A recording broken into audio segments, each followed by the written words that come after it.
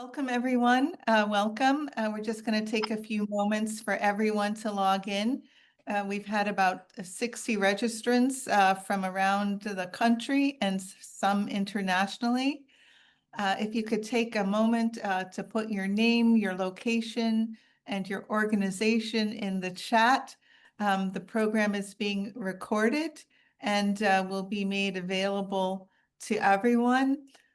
My name is Susan Smith. I'm Director of Operations and Community Engagement at the Fellowship of Reconciliation. And while you're putting your name and your location and organization in the chat, I would like to introduce Dr. Iskander Abbasi.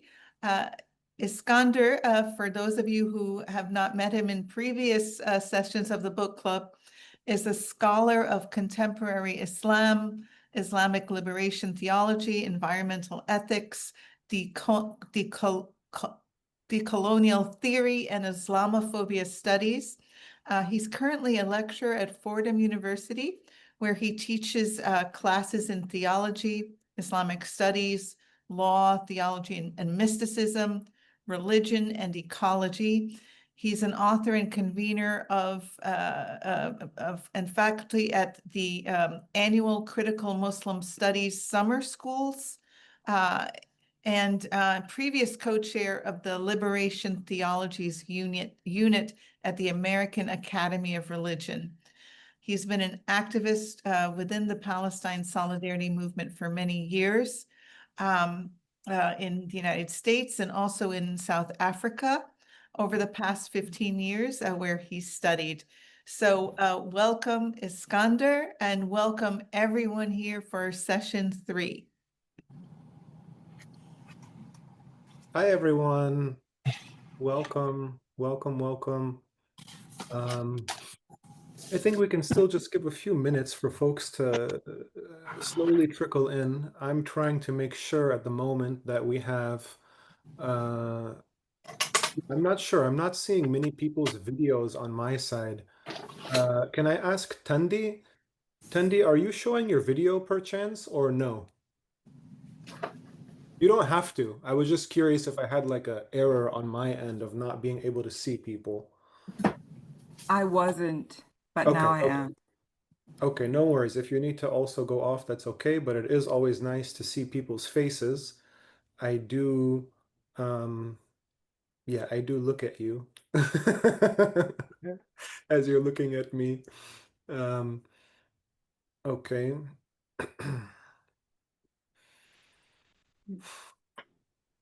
I'm just trying to see now. All right, and there's a little bit of my self view, okay. Okay, you know, for the purposes of time, I will get started now. Do we possibly have June joining us today, Susan, or anyone else from FOR? Not as of yet. Hopefully June will join the call. But please do get started. I do want to give a special shout out to Don Mosley of FOR in the Atlanta, Georgia area. And Don, he is a long timer of a FOR member, and he's also one of the founders of Habitat for Humanity. So he's a superstar. Yes. You're one of the founders, Mr. Don. Yes. Wow.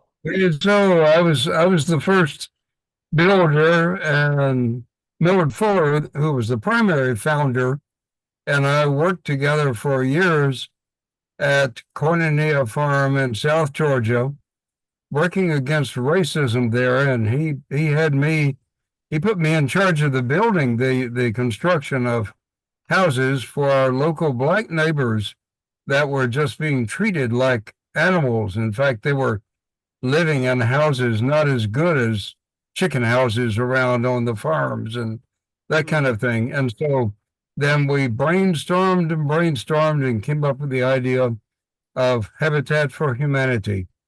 And I was thrilled to be able to go to about altogether, I think, 6 different countries personally and found it in each of those. I mean, find people that could lead it, and then got the first project started. So, yeah, But much more than that, I'll just say very briefly.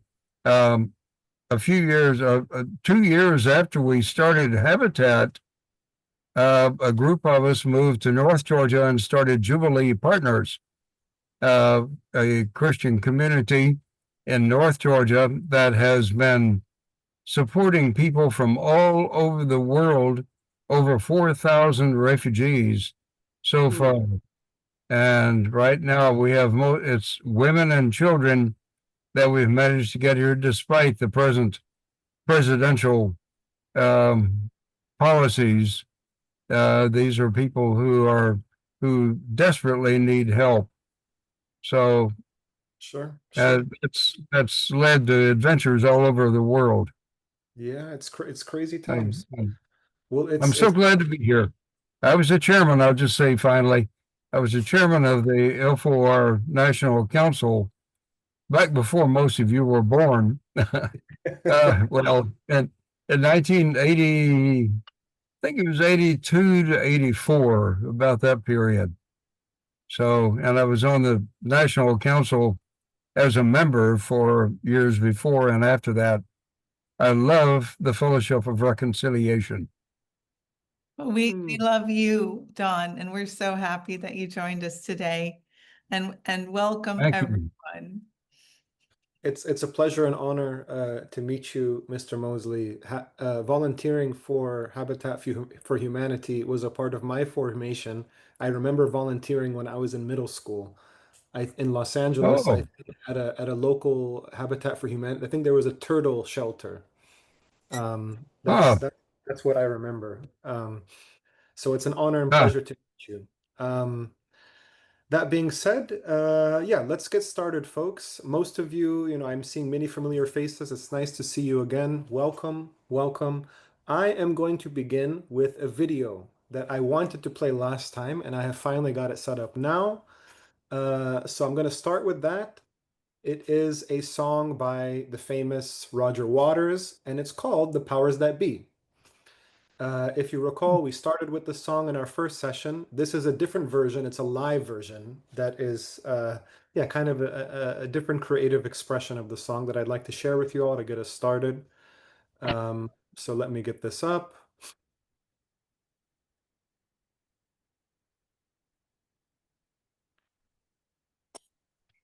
Okay, share sound.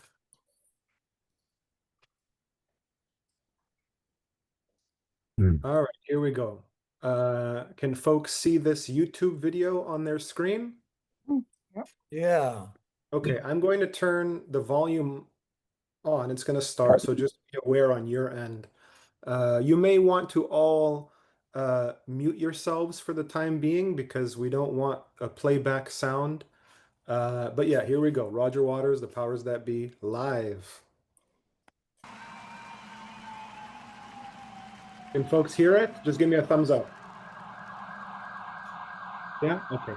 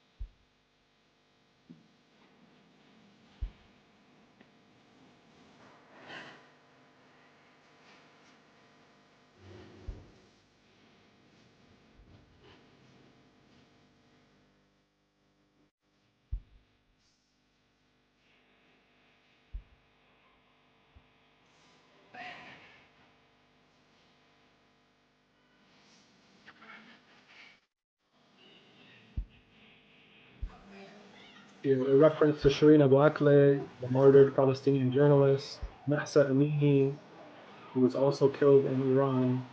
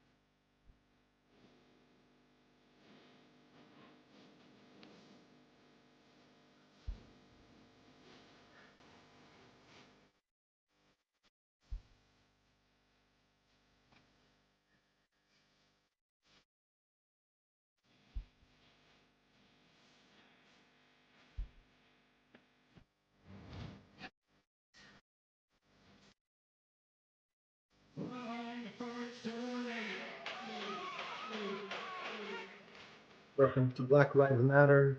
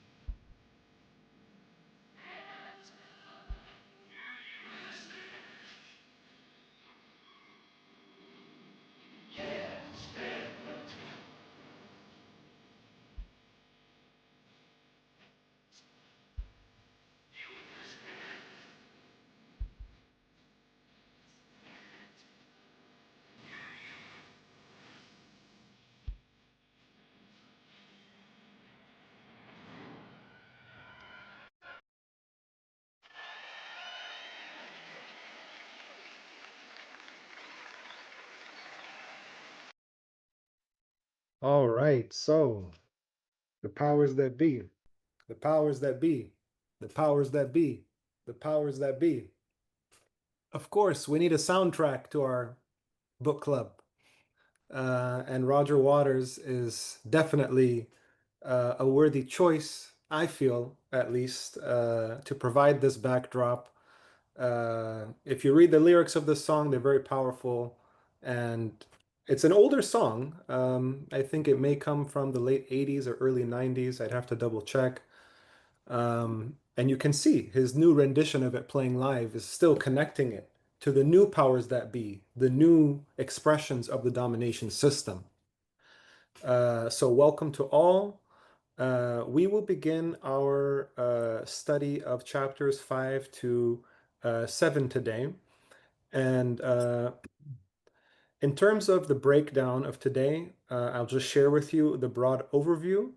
I am going to begin with just a very quick review and summary of what we have covered thus far. I would then like to jump into chapters 5 and 6 and kind of cover them in more of a summary formation. And then I'd like to put us all through a short little exercise for reflecting on these chapters and sharing our insights.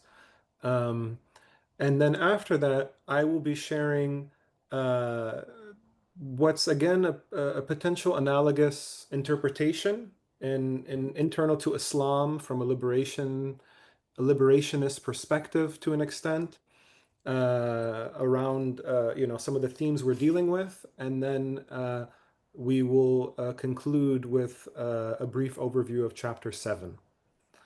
So I hope that is clear for folks. Welcome, June. It's very, very nice to see you again. You haven't missed much yet, except for the new rendition of Roger Waters' The Power That Be. And now we are going to get started with the PowerPoint. Okay, so let me pull this up now. Okay. Can folks see the PowerPoint all right? Yes. Yes, everyone can see it? Okay, great. So, of course, this is our book club on Walter Wink's text, The Powers That Be. Welcome to all. It's sponsored by the Fellowship of Reconciliation and the Walter Wink and June Keener Wink Fellowship. June is with us here today. We're very honored to again have you with us, June, and it's lovely to see you. Who are Walter Wink and June Keener Wink? They're right here. God bless Walter's soul. May he rest in peace. Okay, quick review. Where have we been and where are we going? We initially started this book club with analyzing Wink's unique interpretation of the idea of the powers in the New Testament. Walter Wink provides a very interesting interpretation of this notion in the Bible, which potentially previously to his interpretation did not receive the same kind of attention in terms of how power is conceived and how power should be approached, you know, in relation to systems of oppression and movements for liberation. He's a very sharp scholar of linguistics and the text. And I mean, I was also enjoying that aspect of his interpretation in our current reading, particularly in chapter 5. He's a scholar of the New Testament. Another thing that we covered is this idea of Wink's domination system, which he views, this was in our second session. The domination system for Wink is a system that is about 5,000 years old and goes back to kind of the earliest religious and philosophical sacred texts and myth in human history. He notes during the times of Mesopotamian civilization how the domination system is something that emerges even at that time in relation to religion.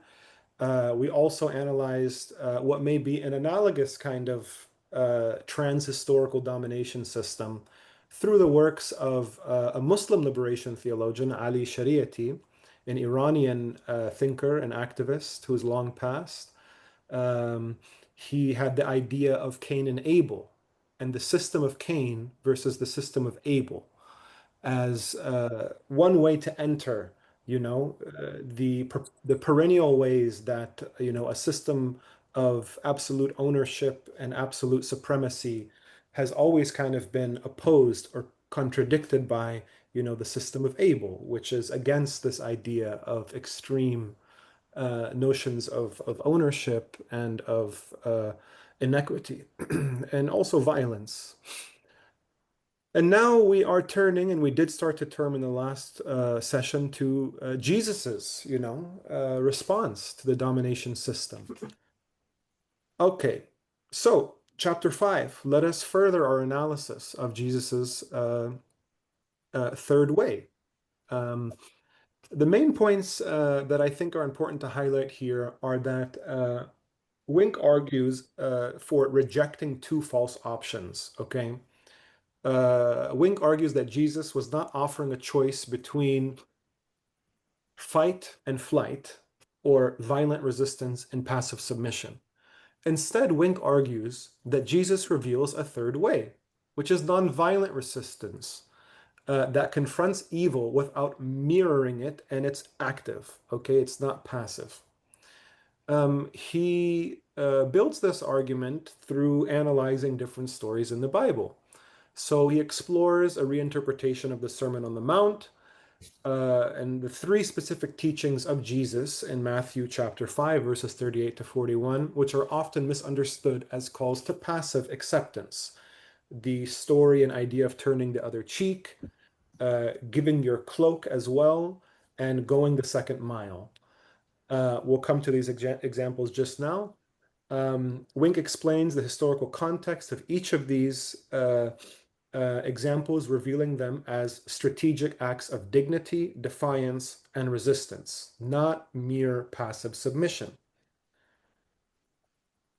So, in terms of the story in Matthew, wherein the idea of turning the other cheek is addressed, Wink highlights one thing he highlights in this story is that in Jesus's culture, in ancient Palestine under the Roman Empire, a backhanded slap was a way to assert superiority.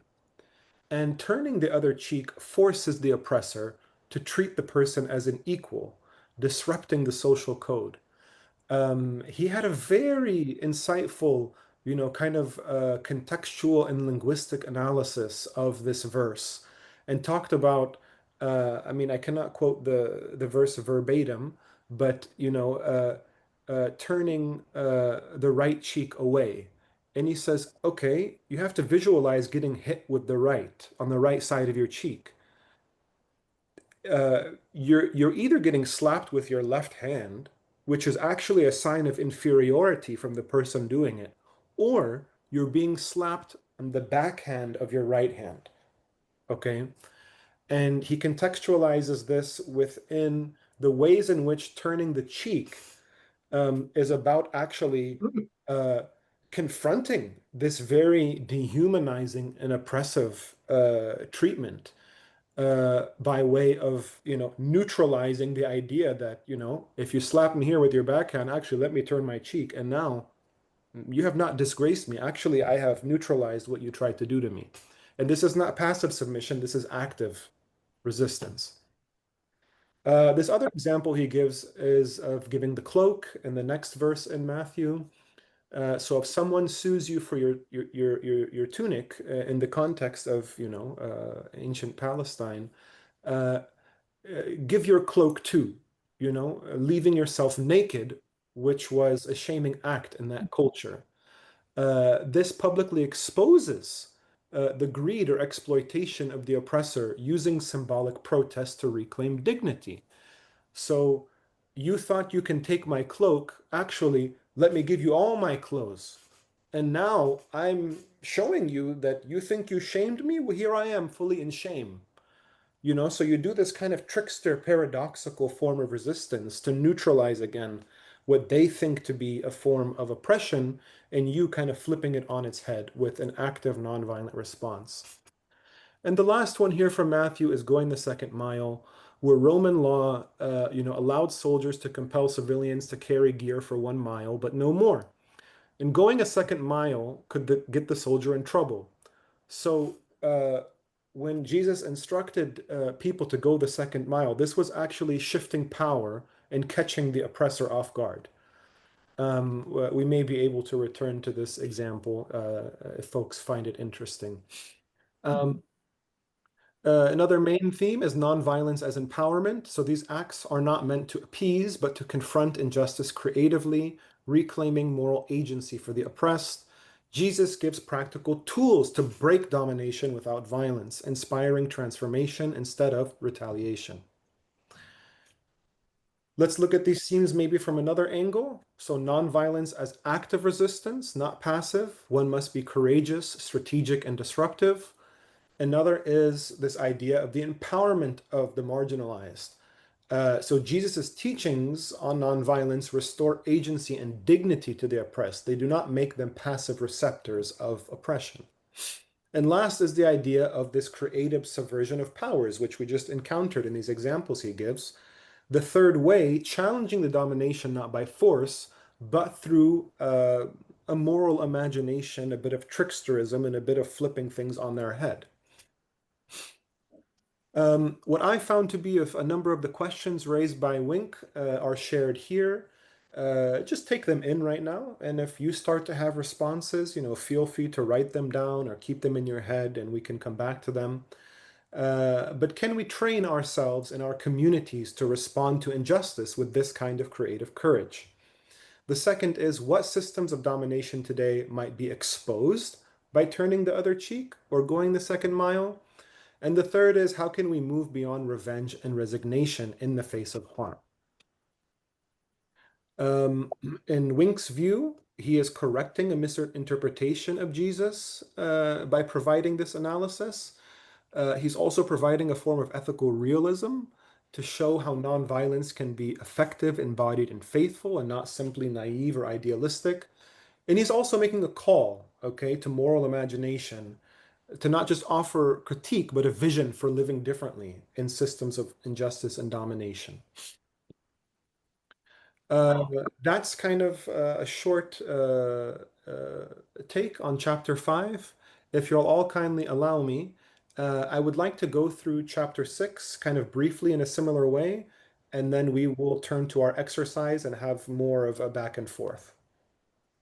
So, building on chapter 5, we have chapter 6, which is entitled Practical Nonviolence, and in many ways, making some of the arguments and theories he provides in chapter 5 more practical, okay?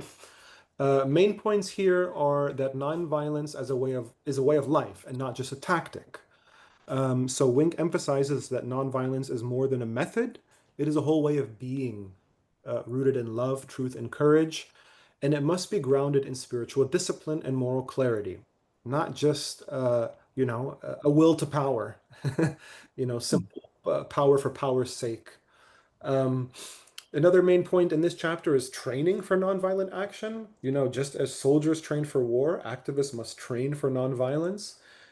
These include learning how to de-escalate conflict, resist fear, and respond to violence with discipline and creativity.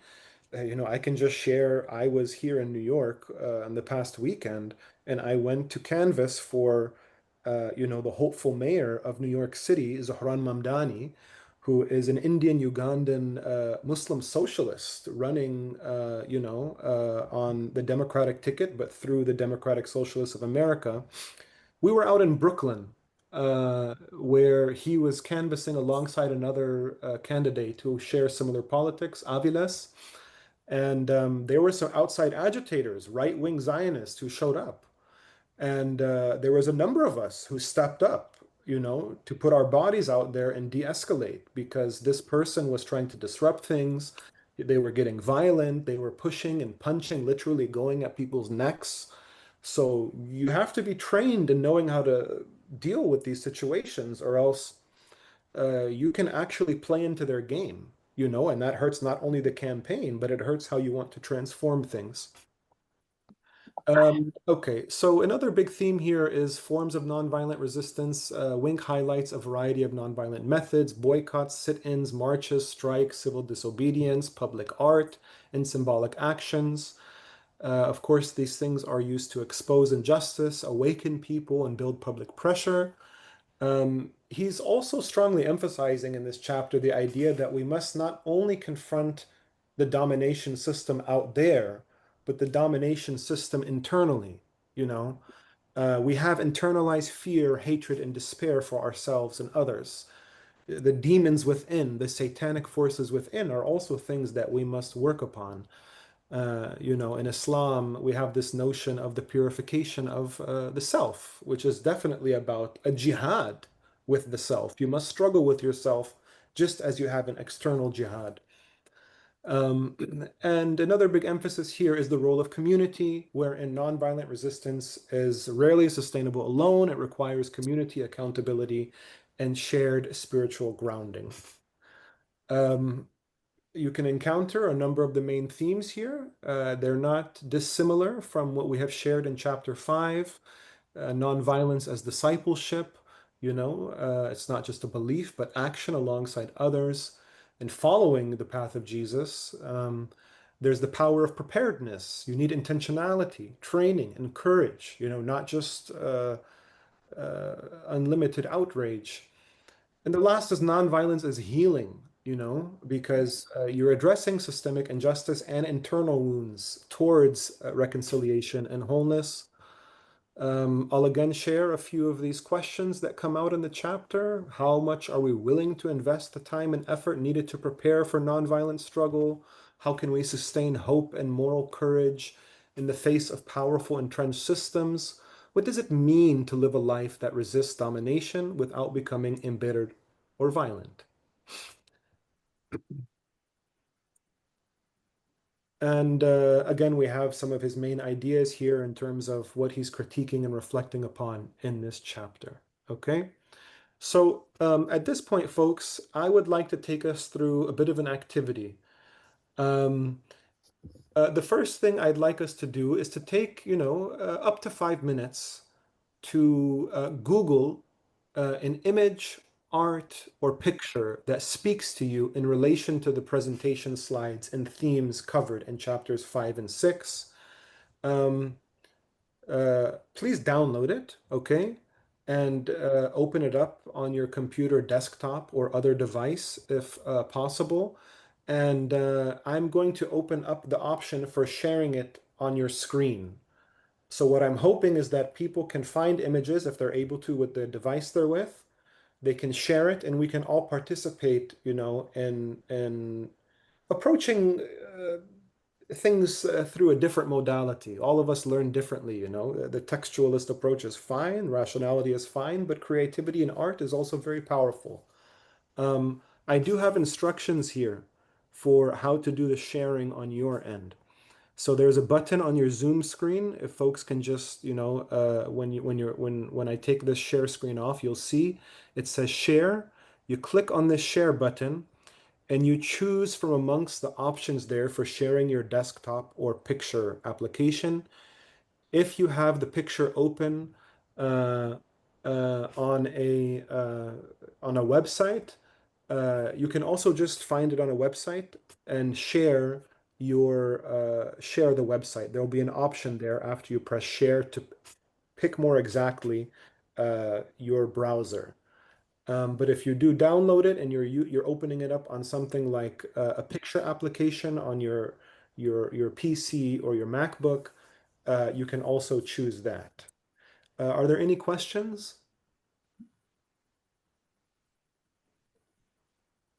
Okay, feel free to ask them. I'm going to stop sharing, and folks can just take a few minutes to do a bit of their own research and share your pictures.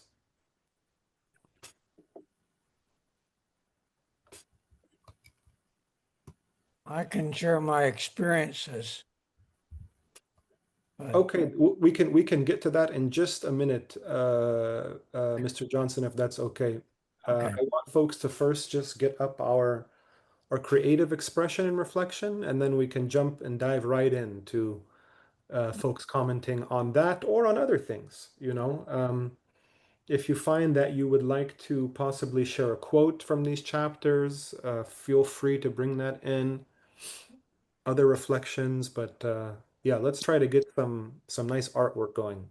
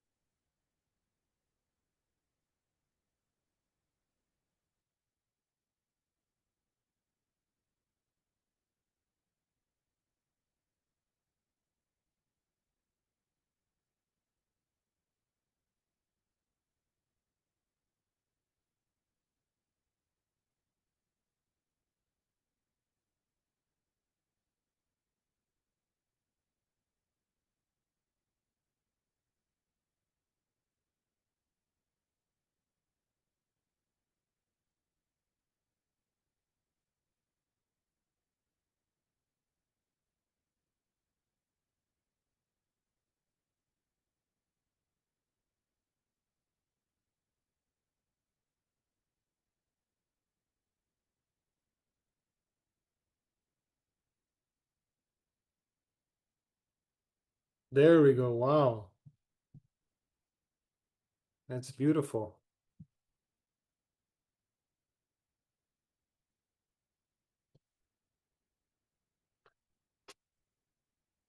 If others would like to share, just go right for it. I do believe that I allowed multiple people to share at once.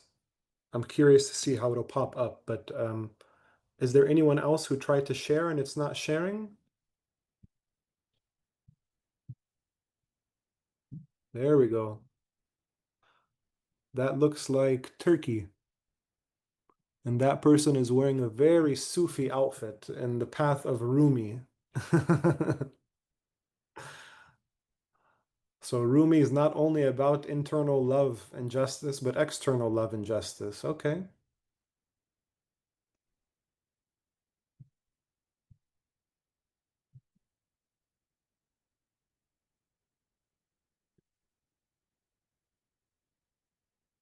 Are there others who would like who are ready to share or who are sharing?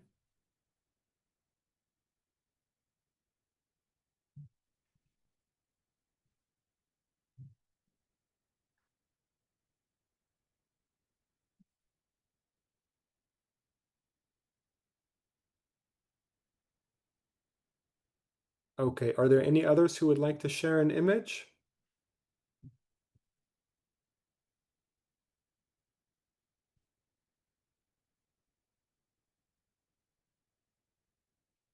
Okay, so if there are no more takers, let's move on to a more, yeah, I mean, a conversational reflection on what's going on. We can, yeah, let's open it up. Who would like to share how they're reflecting and relating to this? Go for it, go for it. That's all you, Mr. Reynolds. I remember General Conference of the United Methodist Church. We were standing up for the gay community. And, the bishop, Scott Jones, related to gay people to pedophilia. And I was reacting in anger to that. I was yelling at him, okay? And people had to hold me back. And the first thing is the violence and anger that I expressed.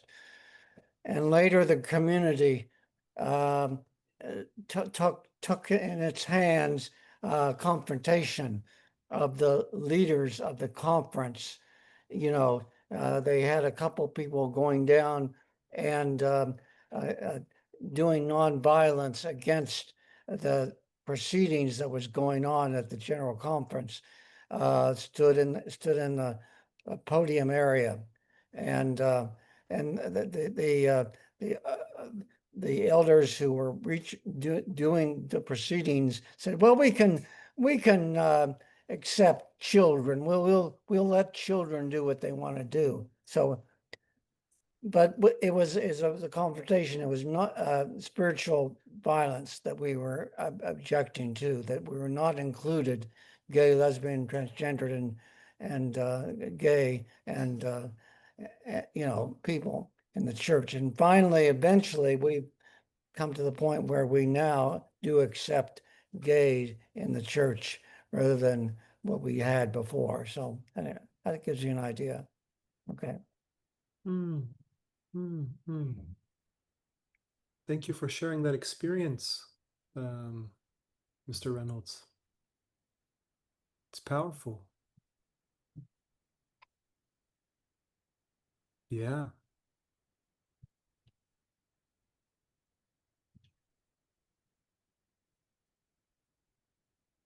Would others like to be in conversation or share another point? Go for it, Mr. Mosley.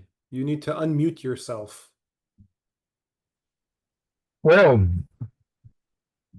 I'll try not to start coughing. I've had a problem with sinus drainage here lately. But anyway, I just want to say that I have always really appreciated Walter and June, and it's so good to see you here today, June. And one of my highlights, I've made many trips to war zones. I've taken more than a dozen delegations to war zones in Central America and the Middle East and North Korea and other other places around the world. One of my highlights was the day that I had a delegation of people in Nicaragua, and we stayed in this little cheap motel there in Managua. And I came out of my room one morning, and who did I meet right there coming out of his room? But Walt. It was Walter Wink was leading a delegation there too, or he was with it. I think he was leading it. Well, anyway, his writings and everything have inspired me, and I have up. I won't try to show you, but up above my computer here on the desk, I have a quotation from Naming the Powers, and the quotation. It's the key line in it, which I've used probably more than any other one quotation in the many hundreds of talks that I've given over the years, is that relentless love is the most powerful force in the universe. That, I've just seen that in action over and over again in places where I have gone and face to face met the enemy. In one case, a death squad that actually came and had the rifle aimed in my face and was there to kill me. And I responded with love, and the guy couldn't pull the trigger. And he lowered his rifle and ran. This was in Upper Egypt back in 2003. And it was the same delegation of people, the same terrorist group that had killed 58 tourists in Luxor just 6 years earlier. And but I just smiled at the man and said, "Assalamu alaikum, la la la la," in my broken Arabic. "Peace to you. No, no, no, no." And waved my hand and smiled, and the guy lowered his rifle and ran. Well, that is one. I could take an hour to give other examples that I've seen in battlefields of putting love into action, treating people lovingly has a powerful force. And Walt described it better for me than anyone else. Just one final thing I'll say, and I'll hold this up here. Maybe you can see. I don't know whether relentless. Yes, it's a hymn after I quoted Walter Wink to a group of Baptists that were visiting our community to see our work with refugees. One of those people was a professional musician, a professional professor of music at the University of Georgia, 15 miles from here. And he has written many religious hymns, and he wrote this one, Relentless Love, and it's getting to be widespread now. And I won't read all the words, but it's just giving the basic idea that I think Walt is expressing in this wonderful book. So glad to be able to join you in studying. The feeling is mutual, Mr. Mosley. Thank you for sharing. Can I just ask, that quote you shared, relentless love is the most powerful love in the universe. Was that by Walter? Let me just bring it down. Okay, you can take your time to look it up. Okay, you have it there.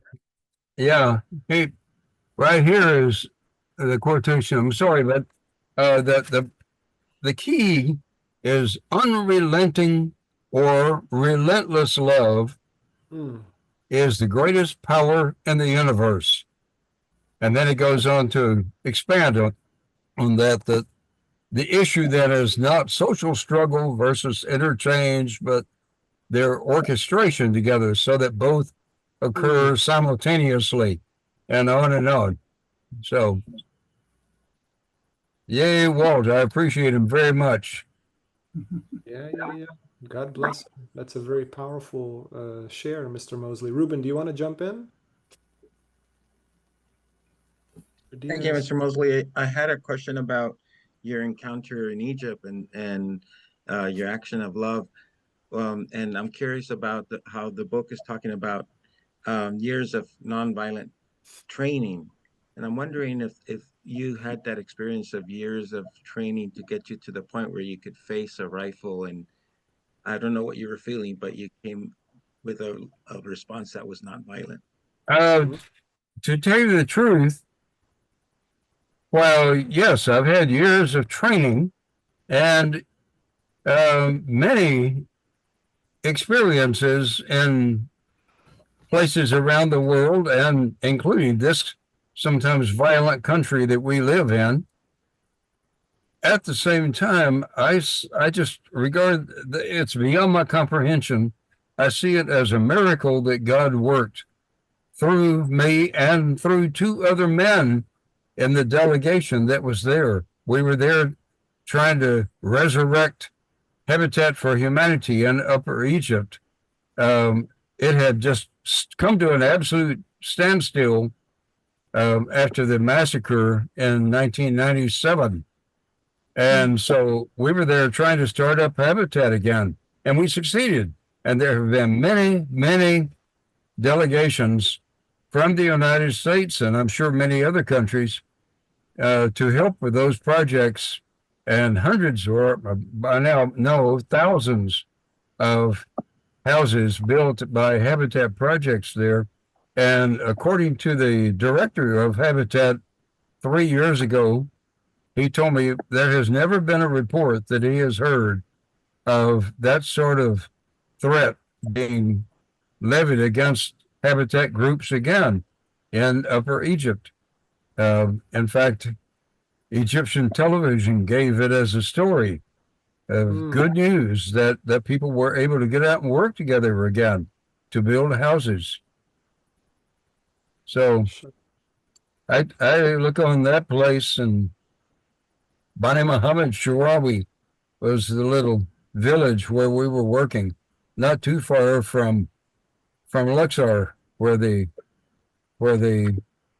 tragedy had happened 6 years earlier. Sure, sure. I'm cognizant of time, folks. I do need to kind of get on to the next section, but I do want to ask, I mean, chapters 5 and 6, like Mr. Mosley and Mr. Reynolds have shared, people, I'm sitting amongst elders here, okay, with a lot more life experience in the struggle than me. Is there perchance one more person who'd like to share a reflection on this from their life or in relation to the themes of these two chapters? I don't know if it's fair that I share, but I do have an early experience before I even knew there was a word called nonviolence. And before I was with Walter, I was a school teacher in New York City.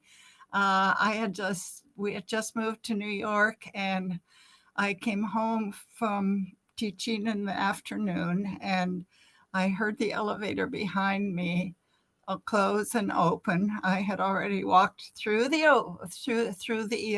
hall, and this was in Riverside Church. And I heard some scuffling, but I didn't turn around. And pretty soon there was something poking in my back. And I quickly turned around, and there were three guys there with a gun. And they said they wanted my money and they wanted my purse. And I looked at them, and I looked at each of them in their eyes, and I put my hand on the gun and I turned it over. And I said, "You guys don't belong here. Get out of here." And they started running. I went on through another door and exited, but I was shaking the whole time. But there was something, I think, kind of a school teacher in me who was saying, I have authority to do this. And I call that sometimes God's authority. Mm, Mm. That's very deep there. That's very deep. I see, Steve, you have your hand up. Would you like to jump in? Yeah, the icon that I shared is one of mine, and it's from reflections on uh, Mark 3, 1-6, the story of the healing of the man with the withered hand. Hmm. It's the only place in the gospel narratives where the gospel writers actually say Jesus was angry. And they're judging him, and he knows what's going on in their hearts as the story is described. And it says he asked them a riddle and asked them, which is a way of inviting them into dialogue with him, Hmm. and they remained silent. And then it says he turned to them with anger and was grieved at their hardness of heart. And then he just told the silent man to stretch out his hands, which he was asking those guys to stretch by coming into dialogue with him, and they wouldn't do it. That made him angry. Hmm. And um, and it says, well, the turning for me is like him doing a little dance. So in that icon that I did, he's sort of twisting, sort of like counting to 10 or taking a breath or something, acknowledging that he's angry um, and yet grieving that I mean, he has the power to heal them of whatever it is that's blocking them from seeing him for who he is, and they won't give him permission to do that. God Hmm. doesn't violate our freedom, and so he's angry about it, but he's also grieving. So he's holding it with compassion. Uh, Hmm. so it's a very powerful story for me. That's when I go down to like the state legislature in Tennessee, I'm involved in Tennessee Equality Project, which does lobbying for LGBT issues here in Tennessee and Nashville. And when I go down there, that's the story that I keep thinking of as I'm listening to um, these really violent laws that are being proposed. Um, and Anyway, just wanted to share that. That's been helpful to me, but it's not. I'm still perplexed about method, about how to respond besides, beyond just being present and wearing a rainbow face mask in the room or anything like that. So anyway, just wanted to share that. Yeah. Yeah. That's a very interesting story. I mean, story about Jesus that you shared, Steve. It reminds me of something in Islam with the Prophet Muhammad, peace be upon him and all prophets. There was an instance in Mecca in the early days of revelations and the Prophet Muhammad receiving revelation, where he was teaching and speaking to someone about Islam, and a blind man approaches him, and the Prophet actually turns away from him and frowns, seemingly out of a type of annoyance, because he's having to struggle now in communicating, possibly, or he may be possibly annoyed that a blind man came to him while he was speaking to someone else. And the next verse that comes is, وما أدراك وما يدريك بس هو تولى أن جاءه الأعمى وما يدريك لعله يزكى. And what would make you know that this person or someone is in the process of purifying themselves, going through that inner journey and struggle? And there's lots of different debates in Islam around this moment. Some people, there's a strong opinion around the prophets being infallible, so you cannot call this thing a mistake, or even an error. Others are potentially willing to acknowledge just more of the natural humanness of the prophet and God working through him to show an example to others. So it's not technically an error, but you learn through that. So you made me think of that. Um, and also in June's story. But I digress, folks. I need to jump to the next thing if that's okay with you all. It's lovely to be in the conversational tone, but it is a book club. Let me jump to this next part, okay? And I will explain it as we go. Um,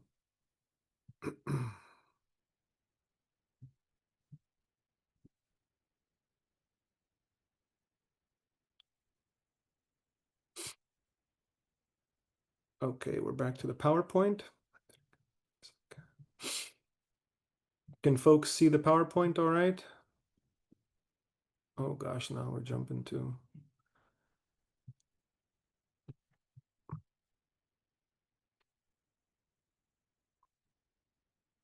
Okay, can folks see the PowerPoint okay? I'm trying to see, can you give me a thumbs up? Yeah, okay. All right, so I'm going to share with you an interpretation of some similar themes in Islam, potentially from a type of liberationist, at bare minimum, how some Muslim theologians are thinking through nonviolence in Islam. And I source this from the text that is shown here on the screen, Toward an Islamic Theology of Nonviolence. It's by a Tunisian scholar by the name of Adnan Muqrani, who's based in Italy. And in this text, which was released fairly recently, 2022, Muqrani seeks to reinterpret Islamic theology through the lens of René Girard's mimetic theory, emphasizing a nonviolent and post-sacrificial understanding of Islam. We'll get to some of these more technical terms shortly. What are the key themes, okay, that come out in this interpretation by Muqrani around Jesus and other notions of peace and nonviolence in Islam? I just want to say, folks, that what I'm sharing here is just kind of preliminary observations and examinations on my end. I do not have a very well-developed view or understanding of nonviolence in Islam yet. It's something that I'm thinking a lot about and working towards, especially in being afforded this opportunity through the fellowship. In broad senses, it's something that I think is undeniable in Islam, that there is a type of active, kind of militant nonviolence that is proposed. But I do have disagreements, at times when it comes to approaches to nonviolence in Islam, which I'll share a little bit about. But for the most part, I'm just sharing with you Adnan Muqrani's take. So he's dialoguing with this thinker whose work deals with the Bible and this notion of mimicry, mimetic theory, which means imitation. And he, yeah, he looks at it in relation to Islam and comparatively with Judaism and Christianity. And Muqrani believes that the text reinterprets Quranic narratives and principles. Okay, so he wants to make an argument that Islam is inherently a religion of peace and nonviolence, despite historical misuses and political distortions. Um, So within the text, although Muqrani is very appreciative of the Christian approach to this question, he does also offer a critique to show that there is difference in Islam, on this issue or in relation to Jesus. So there is a critique there of, a Christian supersessionism, of Christian supremacy. Along the same lines, Muqrani would critique Islamic supremacy and Islamic supersessionism. So he kind of, goes both ways. But he does want to take note of that in the wider discourse around religion and nonviolence. He looks to Jesus and the other prophets and underscores how Jesus's role, primarily addressed in the Quran, okay? Jesus is a prophet and not a god, according to Islam. And he is viewed as a prophet of nonviolence in Islam, according to Muqrani, and he explores how figures like the other prophets, Yusuf, Joseph, Ibrahim, Abraham in the Quran, may also model a form of reconciliation over vengeance. He has some really interesting takes on the notion of Satan and the ego. Okay, he defines it here as Satan as a mimetic scandal, in the way that we imitate the powers that be. Are we imitating Satan? He closely ties this to the ego and also internal violence, paralleling Girard's reading, but rooted in Quranic psychology. There's a famous story of Satan in the Quran, probably the most famous, okay, wherein when God creates humankind, okay, And there are different species, there's like a species schema in the Quran. You have humans, you have jinn, which are supernatural creatures, you have angels, and then you have Iblis, okay, who is often correlated to Satan in Islam. And at one point, when God is, creating humankind out of clay and breathing in God's spirit, in the same way it happens in the Bible, God commands Satan to bow. He commands Satan and other creatures, including the angels, to bow towards this human. And Satan actually disobeys God and does not bow to humankind. And many interpreters over the centuries, have viewed this as, firstly, a form of denial of God's will, and Satan being someone who kind of falls astray. There's debates over whether Satan was an angel or a jinn. So is he a fallen angel? Is he a fall? Okay. And contemporary interpreters of this story also liken it to Satan being the first racist because he thought, I'm superior to this creature made of clay. I'm made of fire, or I'm made of light. This is what jinn and angels are made of, respectively. I'm better than this person, this new creature.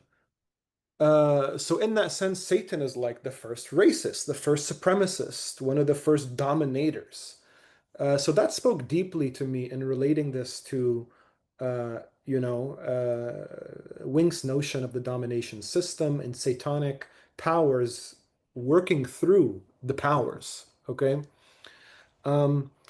He also mentions, Muqrani also mentions other, figures in contemporary life and contemporary Muslims.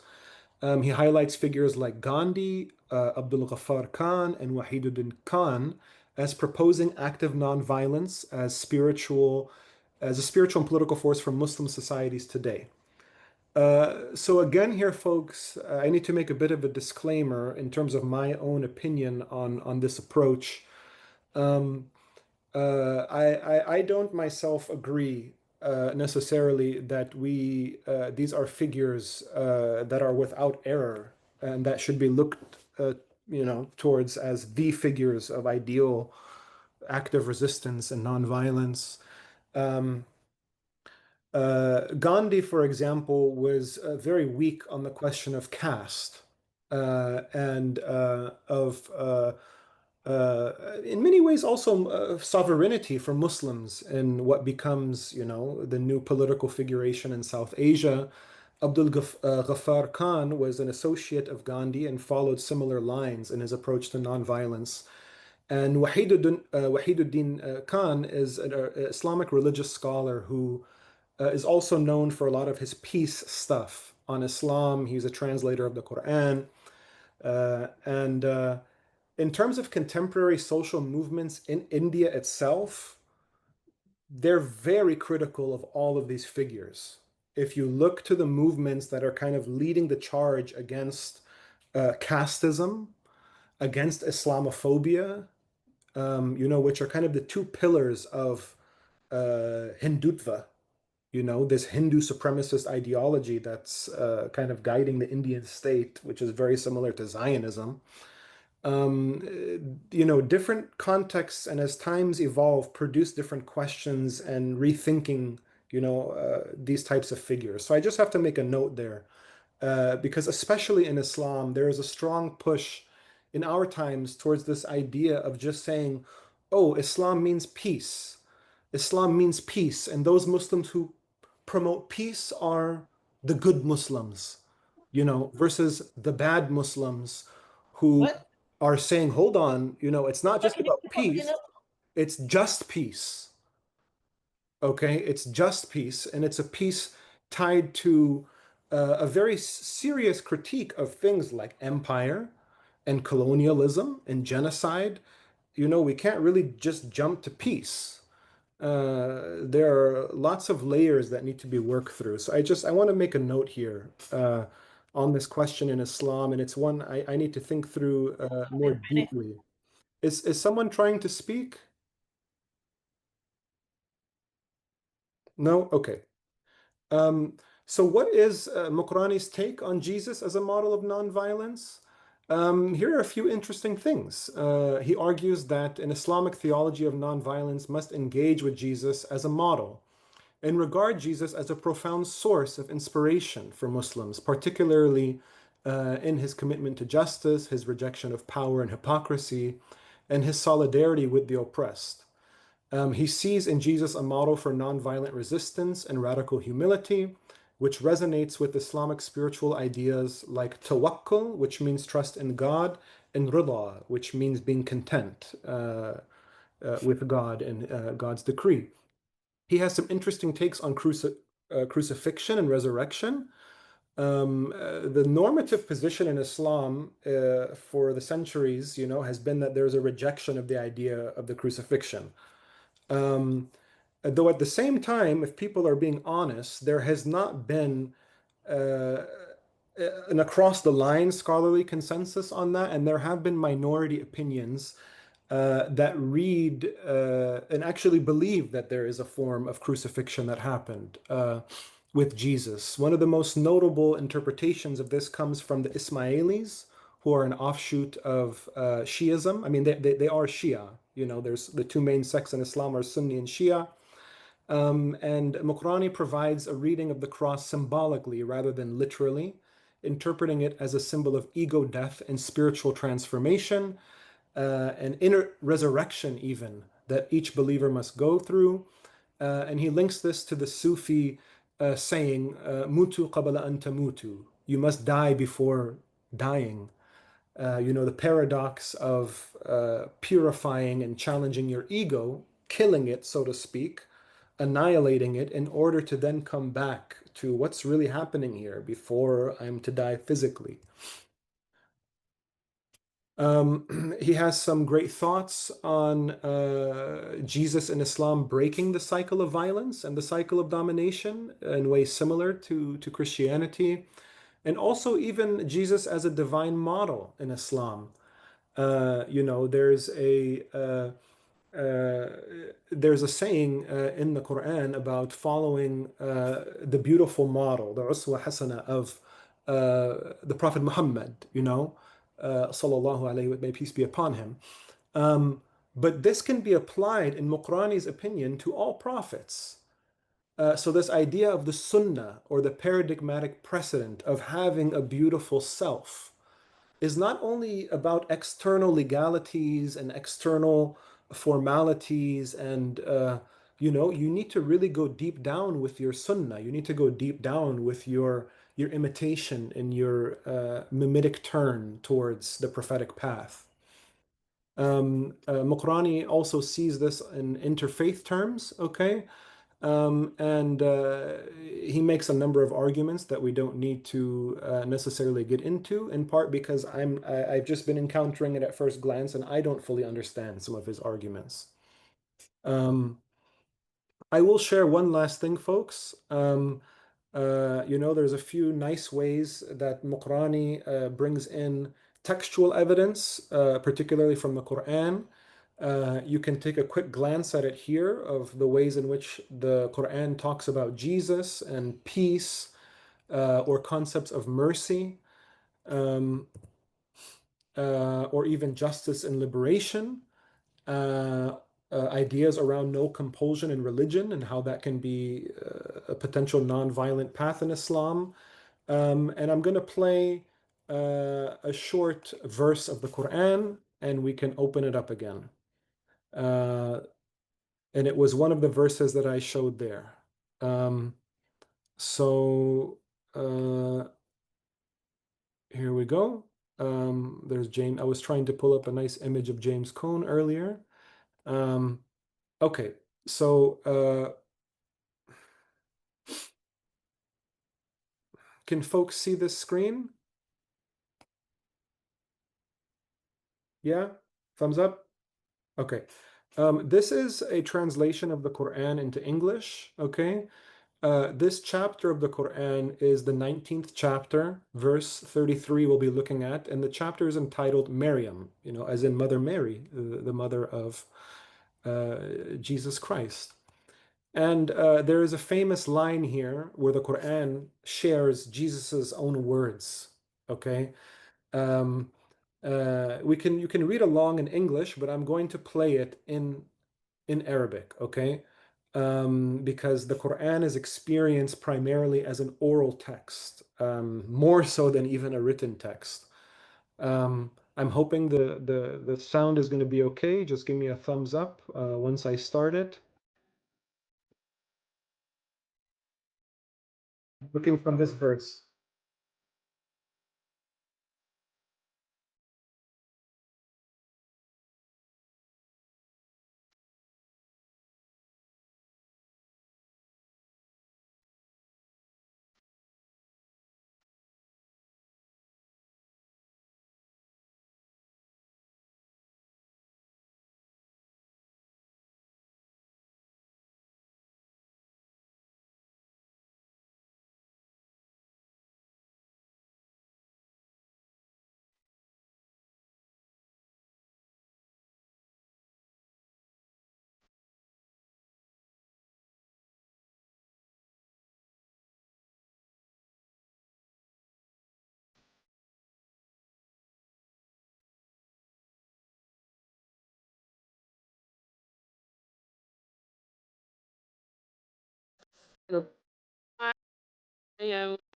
I'm just going to play it one more time, these three verses.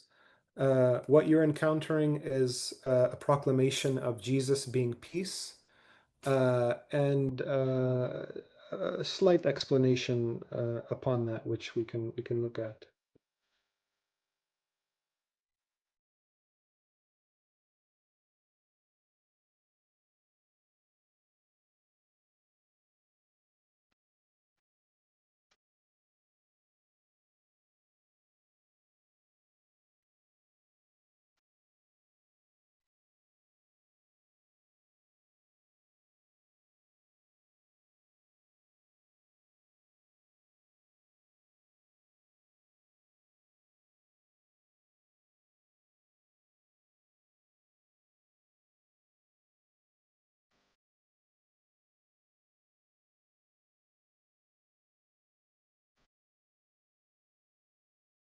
Two quick ones on this, and we'll open it up. Apologies. In this first verse, you're seeing Jesus' own words.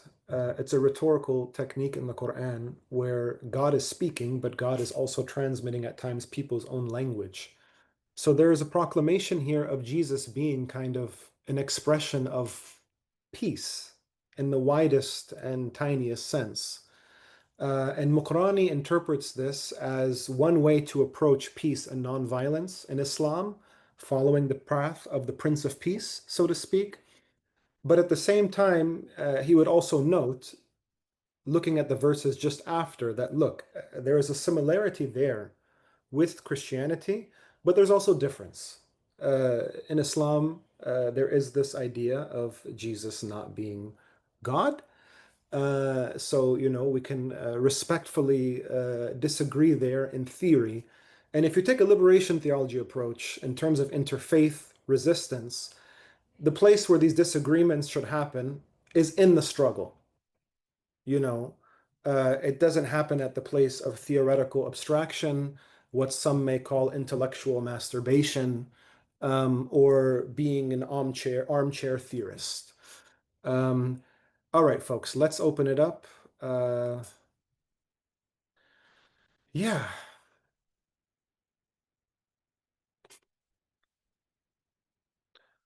What are folks' thoughts? Any initial critiques? Any initial commentary, reflections? Jump right in. Jump right in if you got something to say. You're on mute, Mr. Johnson. Okay, I was taken with God's generosity that is both in the Christian tradition as well as the Muslim tradition, and with that peace. And Yeah, he said something about bringing into being that bring something about being. Well, he wills it to be, and it is. So it's something about that too. That's part of the Christian tradition as well as the Islamic tradition. And and then the peace issue is important too, I think. And servant of God, servant of God that is generous and asking people to go forth in peace. And that confronts the domination powers. They're not interested in peace, they're interested in violence and overthrow. But Islam and Christianity are for peace and for generosity and for servanthood and to as the alternative to domination and violence. That's my perspective.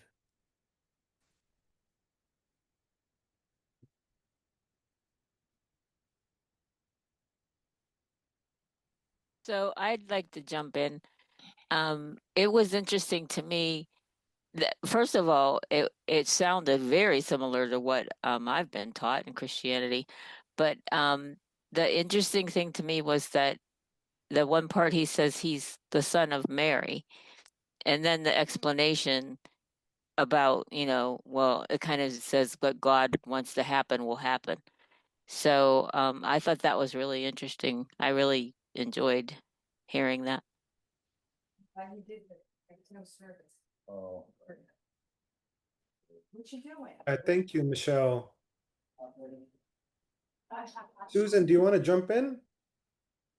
Yes, in response to Johnson mentioning um,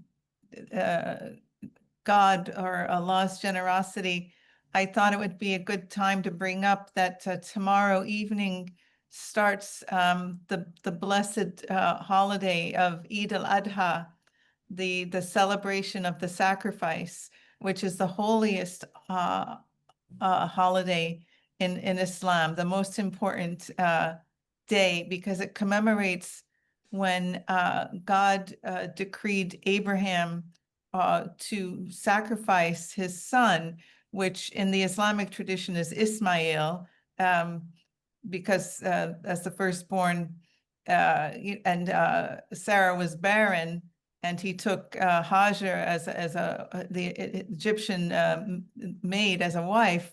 That Ismail was the son.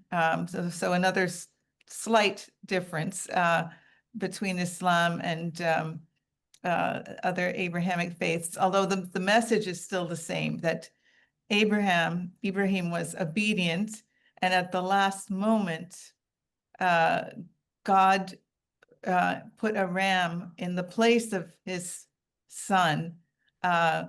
So he tested him, but then and he would have been obedient. And in fact, in the Islamic tradition, Ismail, as a very young lad, actually implored his father to be obedient and to go ahead and do it. But that God, in his mercy, made the substitution with the lamb. So I just wanted to mention that, and that tomorrow's Eid al-Adha.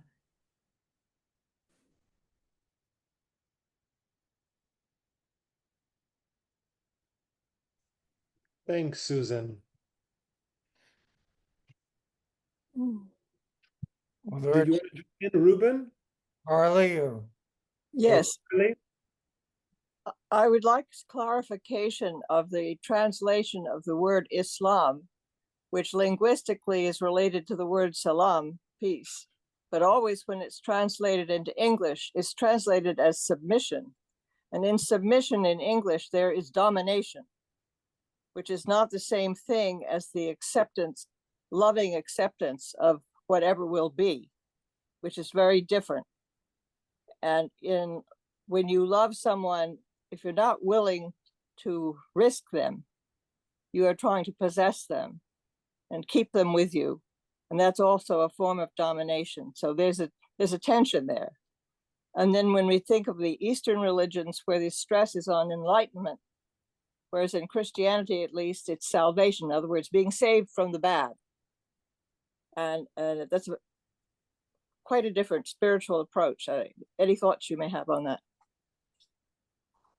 Yeah, linguistically, the term Islam does come from the root salama, which is similar to other Semitic languages and their words for peace. Shalom is very similar in terms of the letters and the root of the word, also in Aramaic.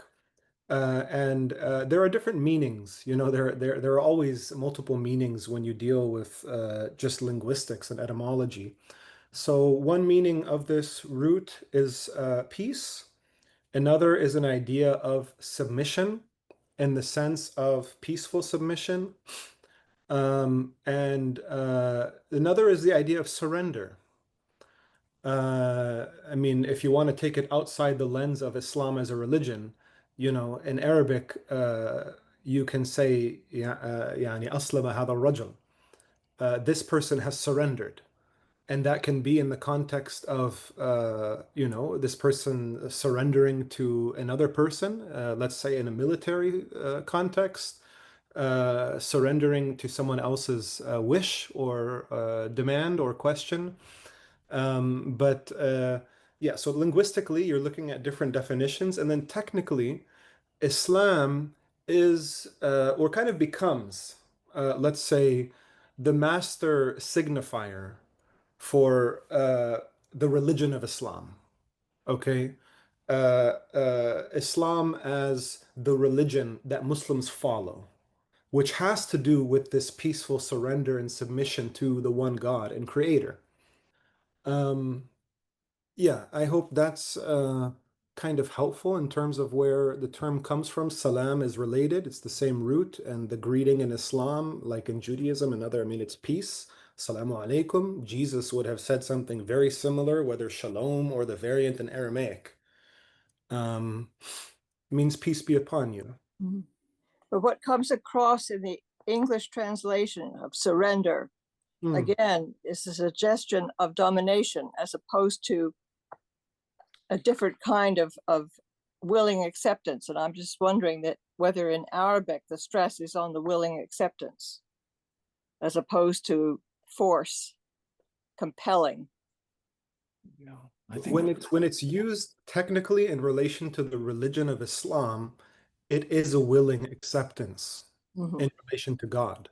If you're using the word for surrender outside of that context, let's say in the context of a fight with someone or Right. surrendering yourself to someone else's potential even domination, that can occur.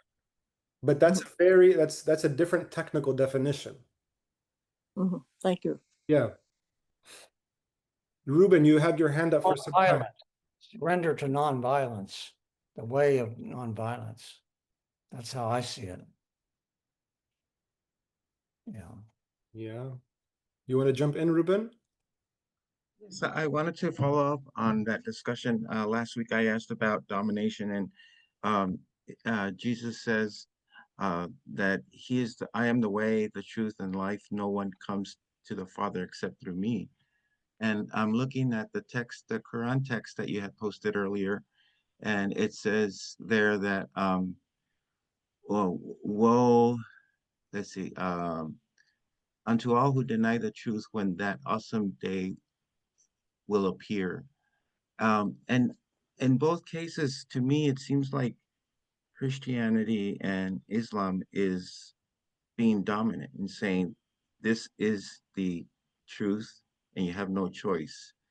And you were just talking about that in the sense that there's a technical definition. But to me, if somebody came to my house and they told me, you have to do it my way, otherwise there's no other way, that would be a dominant stance.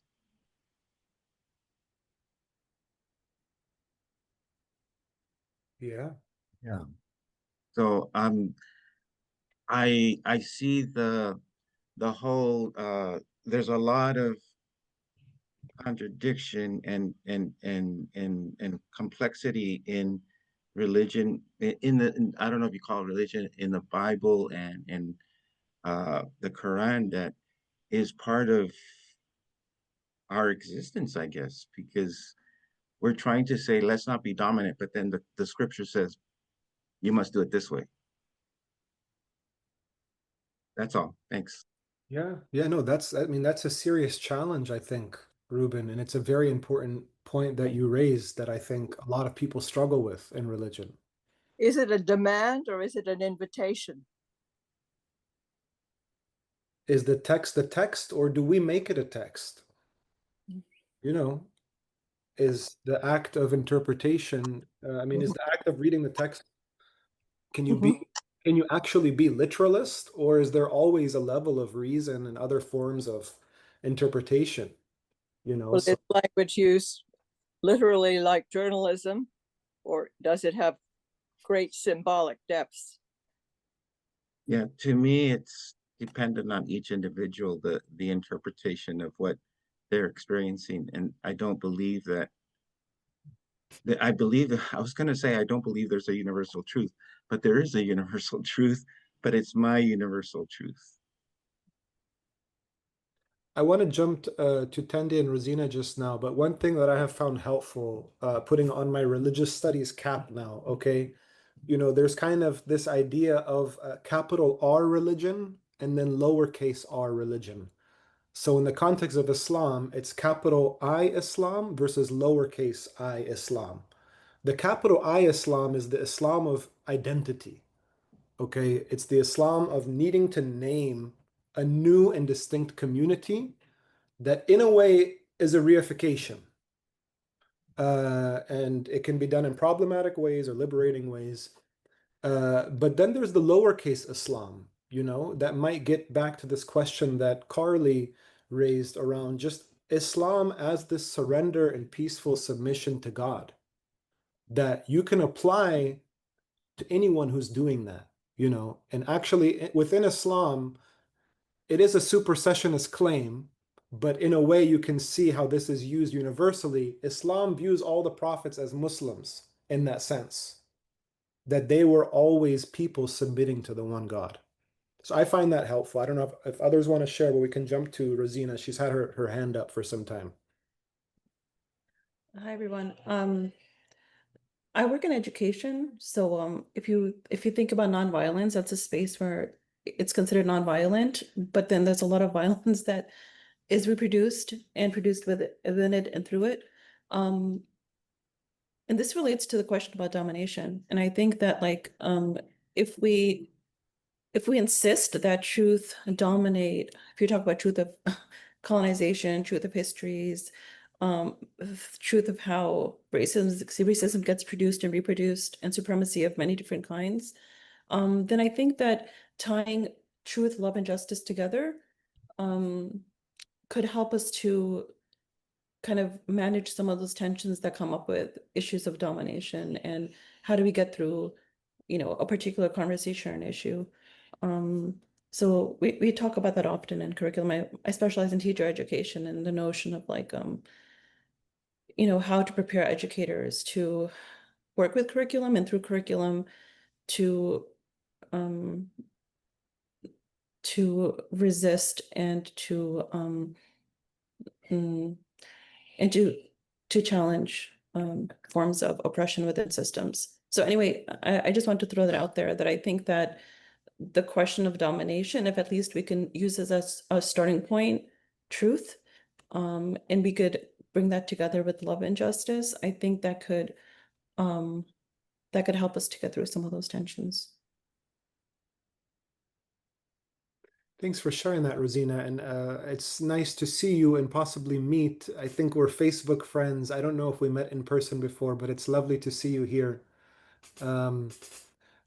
Tandy, would you like to jump in? Sure, thanks. I really appreciate the conversation. I have so many thoughts, honestly, about these chapters and all of this conversation, but maybe just to say something that maybe speaks to some of the things that Ruben raised and that I thought about when reading these sections. just, I mean, really to do with, I think, a lot of the contradictions that we are taught to hold and somehow live with in our Christian faith. Those of us who maybe have grown up in the church. But I think what I was thinking particularly about is like the idea of hell. And I feel like with these things of, I mean, I think in my opinion, so much of the reasons that a lot of the church can actually justify violence is because somehow it's reconciled this idea that it's somehow accepted this idea that it's okay for certain people to be like tortured for eternity. So I think that kind of that like acceptance of violence within a kind of framework of your faith allows for a whole bunch of other violence and makes it kind of normal and justifiable. So it does feel like these other forms of violence present within our systems of faith, there has to be some sort of struggling with those things and I think rejecting of them. Because otherwise I think I mean in these chapters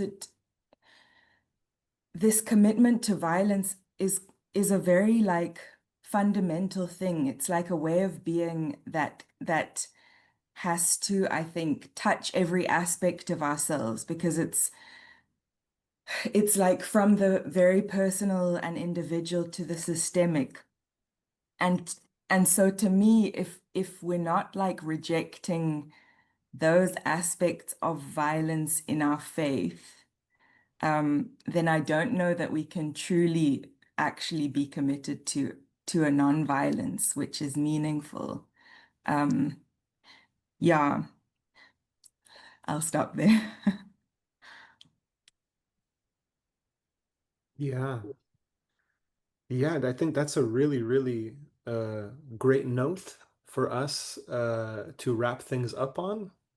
The struggle is external and internal in relation to the domination system, in relation to religion itself.